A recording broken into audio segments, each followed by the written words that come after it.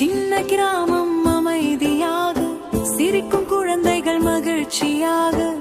அங்கே நின்றது ஒரு மரம், அன்பு கொடுக்கும் உயிர் தரும்.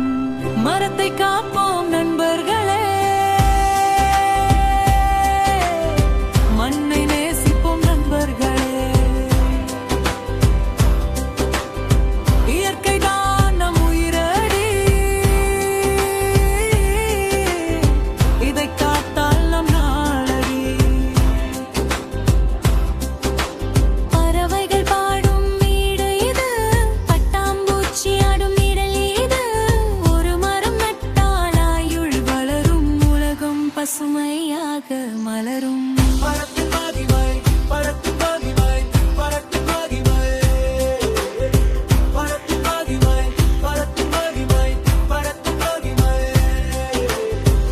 அந்த மரம் நிழல் தந்தது, அதன் கீழ் பள்ளி நடந்தது.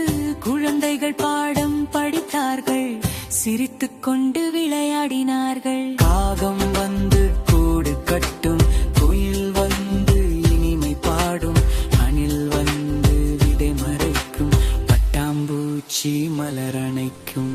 மரம் மட்டும் அமைதியாக, எல்லோருக்கும் நிழல் தாங்க. சொல்லாமல் தான் சேவை செய்தது, சோர்வில்லாமல் நின்று கொண்டது. மரத்தை காப்போம் நண்பர்களே, மண்ணை நேசிப்போம் நண்பர்களே.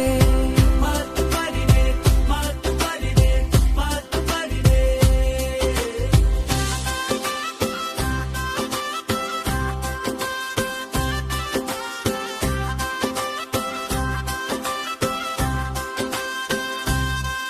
பறவைகள் பறக்கும்,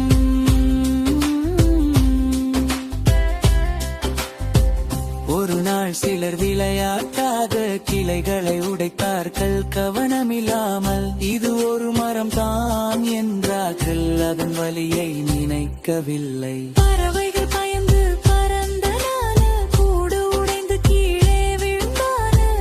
அணியைடு ஓடினது, பட்டாம்பூச்சி மாமரானது.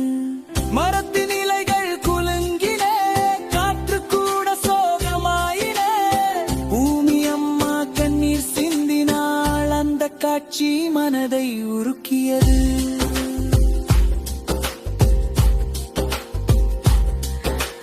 மென்மையான இடைச்சரம், மரம் பேச முடியாதே, ஆனால் அது வலி உணராதா? நிழல் தந்த கையை நாமே நன்றி சொல்லாமல் காயப்படுத்தலாமா?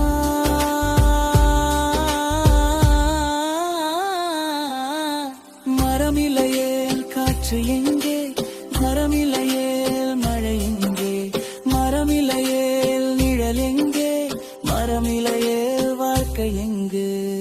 சுத்தமாய் வீசியது, மழை நேரத்து பெரிதாகும், உலகம் மீண்டும் உயிர் பெற்றது. இறுதி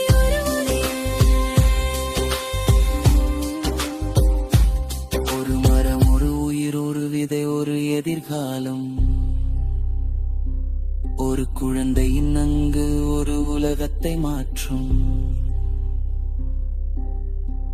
இன்று ஒரு மரம் நடு, நாளை அது நிழல் கொடு. பசுமை உலகம் நம் கையில், பாதுகாப்பது நம் கடமைதான்.